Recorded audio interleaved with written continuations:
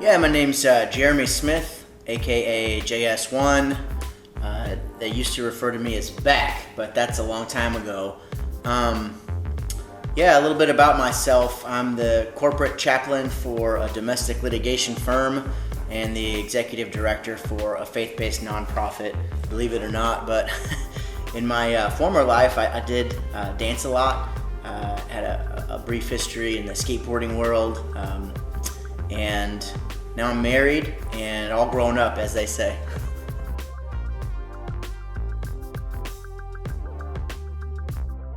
I remember it was 1999, and I just moved to St. Louis, and we were at a warehouse party, and I saw these guys. I think there were maybe 3 or 4 guys under a black light, and they had white gloves on and these white visors, and they were doing liquid and waving, and I didn't know what that was at the time, but I thought that it was probably the coolest thing that I'd ever seen in my life up to that point.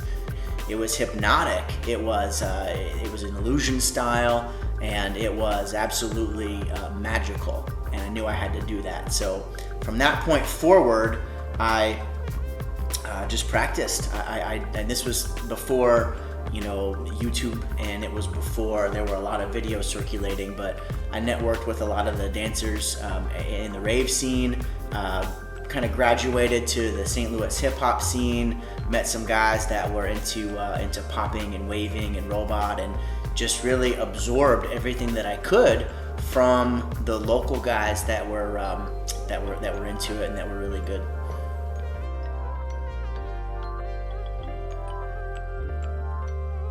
Well, I think that early on, waving was my primary style. I would even say liquid and waving, and that sort of graduated to robot, King Tut style, boxing, and I've dabbled in popping and boogaloo and different styles under those umbrellas. But I was always more interested in waving and liquid and the illusion styles, so robot. Oh, and by the way, bopping is something that I was always interested in, although I didn't really know what it was. I didn't know the proper terminology until later, but I saw Boppin' Andre and a couple of the guys from his crew early on and thought that they were just phenomenal.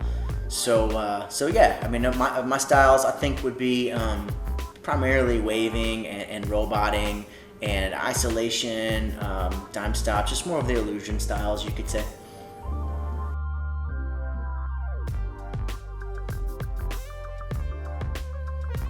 I'm gonna have to break your rule here a little bit. I'll have to do my top 3 OGs and then my top 3 local guys. Top 3 OGs, I think that, like a lot of people that started dancing around the time I started dancing, Mr. Wiggles was a big influence, and I'm really thankful for the videos that he put out. That was really helpful.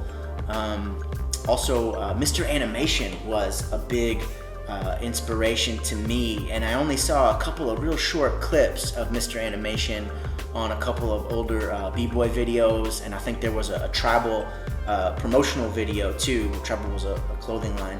And I saw some clips of him, and he mixed a lot of real hard hitting with waving and kind of a robot style. I really, really like that.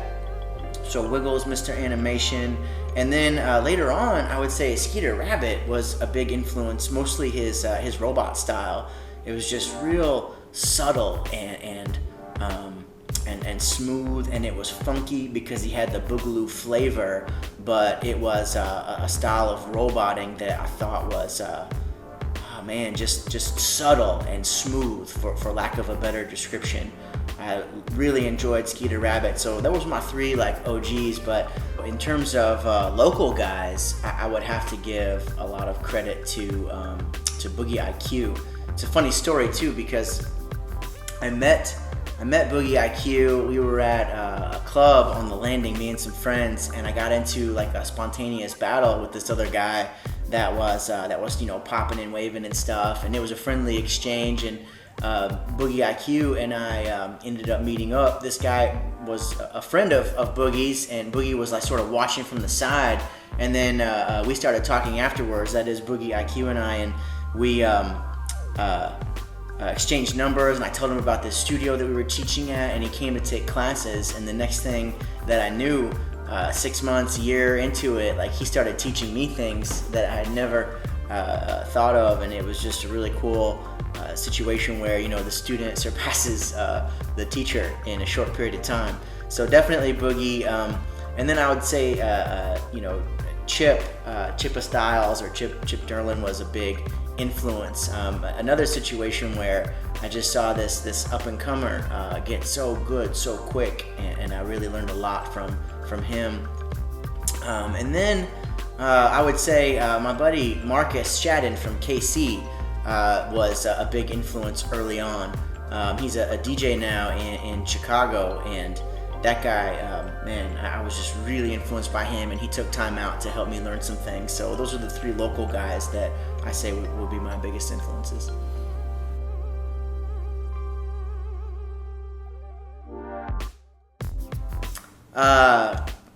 Comfortable gym shoes, pants that are loose and baggy but not too baggy, and a brightly colored shirt. I think that's important. A lot of my friends, when we used to go out to clubs, they would dress in like all black, and you couldn't see anything that they were doing. And I learned early on that a more brightly colored shirt would help to enhance the movements. So I think that those are most important.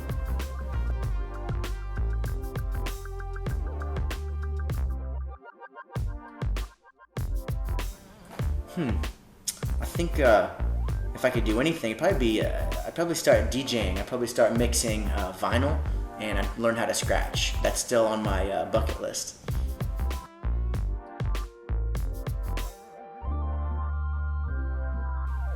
I would like to be more involved in the local scene. I've met some upcomers that are just amazing. They're so impressive, and I'm so inspired by their mix of old school foundation and just new school tricks and styles, things that I've never seen and I could never dream up on my own.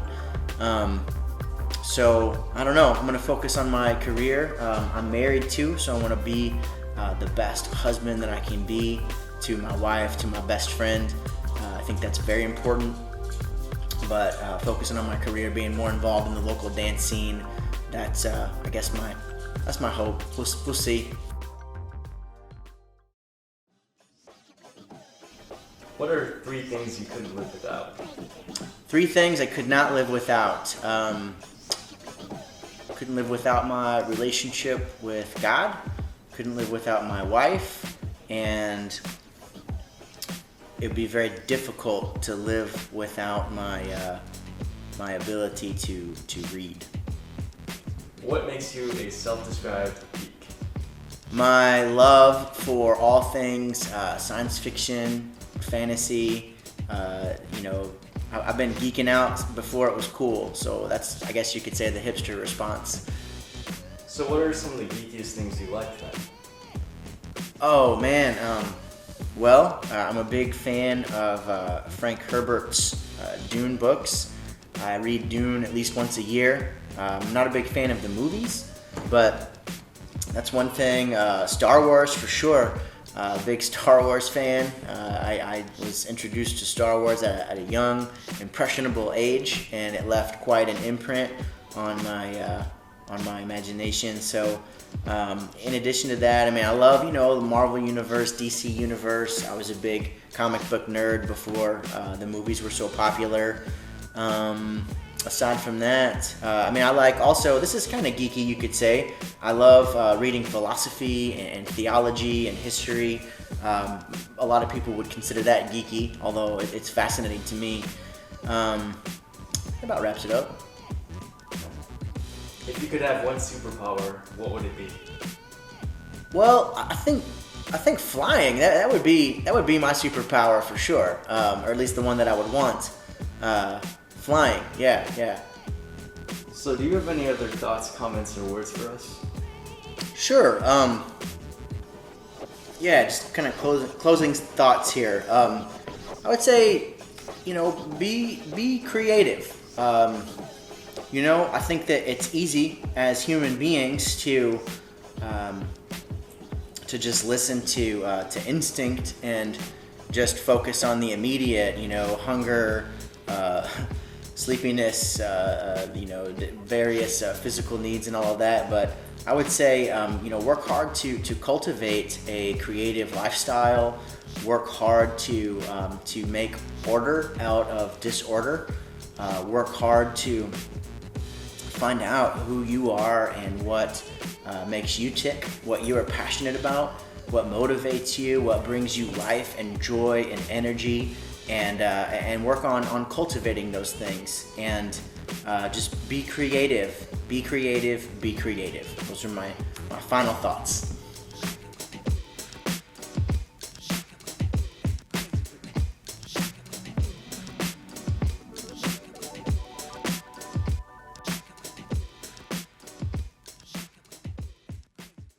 Hey Gibson, all right, man. I know you're rusty, but we're gonna have you do a little breakdancing for your friends out there in the internet world. So, up,